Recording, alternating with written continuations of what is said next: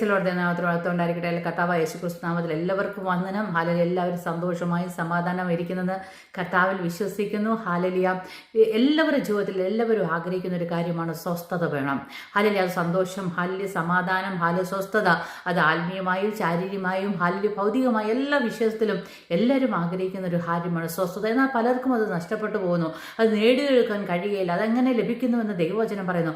പുറപ്പാട് പുസ്തകം 33-14 വാക്യം വായിക്കുമ്പോൾ അവിടെ എഴുതിയിരിക്കുകയാണ്, അതിന് അവൻ ഹാലലിയ എൻ്റെ സാന്നിധ്യം നിന്നോടുകൂടെ പോരും, ഹാലലിയ ഞാൻ നിനക്ക് സ്വസ്ഥത നൽകുമെന്ന് അരുളി ചെയ്തു. കർത്താവ് പറയാണ്, യഹോവയായ ദൈവം പറയാണ്, നിന്റെ സാന്നിധ്യം, എൻ്റെ സാന്നിധ്യം നിന്റെ കൂടെ പോരും. നീ കടന്നു പോകുന്ന ഹാലലിയ ഏതവസ്ഥയായാലും അതിനകത്ത് എൻ്റെ സാന്നിധ്യം ഉണ്ടാകും. ദൈവത്തിൻ്റെ സാന്നിധ്യം നമ്മുടെ ജീവിതത്തിൽ കടന്നു വരുമ്പോൾ നമുക്ക് എന്ത് ലഭിക്കും?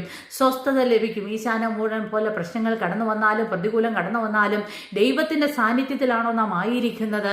ഹല്ലേലൂയ, സ്തോത്രം. നമ്മുടെ ജീവിതത്തിൽ സ്വസ്ഥത ഉണ്ടാകും. എന്നെ കേൾക്കുന്ന ആരെങ്കിലും ദൈവമക്കളെ നിങ്ങളുടെ ജീവിതത്തിൽ സ്വസ്ഥതയില്ലാതെ ഭാരപ്പെടുന്നോ, സമാധാനമില്ലാതെ ഭാരപ്പെടുന്നോ? ദൈവം പറയുകയാണ്, ഞാൻ നിന്റെ കൂടെ വരും. ഞാൻ നിന്റെ പ്രശ്നത്തിന്റെ മധ്യത്തിൽ ഇറങ്ങി വന്ന് നിനക്ക് സ്വസ്ഥത തരുവാൻ, നിന്നെ വിടിവിപ്പാൻ എൻ്റെ കരത്തിന് ശക്തിയുണ്ടെന്ന് ഹല്ലേലൂയ, സ്തോത്രം.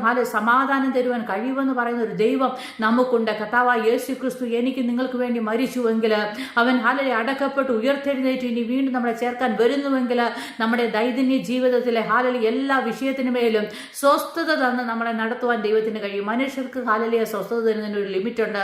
ഹല്ലേലൂയ, സ്തോത്രം. അതിനൊരു ഹാലലിയ സ്തോത്രം ലിമിറ്റേഷൻ ഉണ്ട്. എന്നാൽ ദൈവത്തിന് ഒരു ലിമിറ്റേഷനും ഇല്ല. ഹാലലിയ. ചന്ദ്രക്കമേ ശബോധകന് തീയിൽ കടന്നു പോയപ്പോൾ അവർക്ക് അവിടെ സ്വസ്ഥത വരുത്തി. ദാനിയേൽ സിംഹത്തിന്റെ കുഴിയിൽ വീണപ്പോഴും അവിടെ സ്വസ്ഥമായിരിക്കാൻ, സമാധാനമായിരിക്കാൻ ദൈവത്തിന്റെ കരത്തിന് ഹാലലിയ ദാനിയേലിനെ സഹായിക്കുവാൻ കഴിഞ്ഞു. സ്തോത്രം. ഹാലലിയ.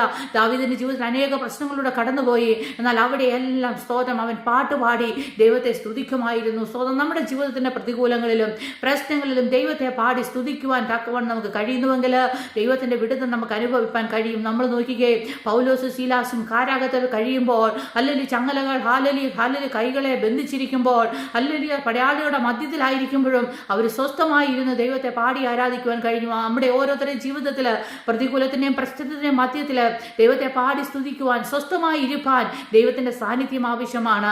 ഈ ദിവസങ്ങളിൽ ദൈവ സാന്നിധ്യത്തിന് വേണ്ടി നമുക്ക് പ്രാർത്ഥിക്കാം. ദൈവത്തിന്റെ കൃപയ്ക്ക് വേണ്ടി നമുക്ക് പ്രാർത്ഥിക്കാം. ദൈവത്തോട് ദിവസങ്ങളിൽ പറഞ്ഞാട്ട്, കർത്താവേ നിന്റെ സാന്നിധ്യം എൻ്റെ കൂടെ പോരണം. നിന്റെ വാഗ്ദത്തമാണ് ദൈവമേ, നിന്റെ സാന്നിധ്യം എൻ്റെ കൂടെ വരണമെന്ന് നീ അരുളി ചെയ്തതുപോലെ എനിക്ക് സ്വസ്ഥത തരണമെന്ന് ദൈവത്തോട് നാം പ്രാർത്ഥിച്ചാൽ തീർച്ചയായും നമ്മുടെ ജീവിതത്തിൽ സ്വസ്ഥത ഉണ്ടാകും. അതിനായി ദൈവം നമ്മളെല്ലാവരെയും സഹായിക്കുമാറാകട്ടെ. ആമേൻ.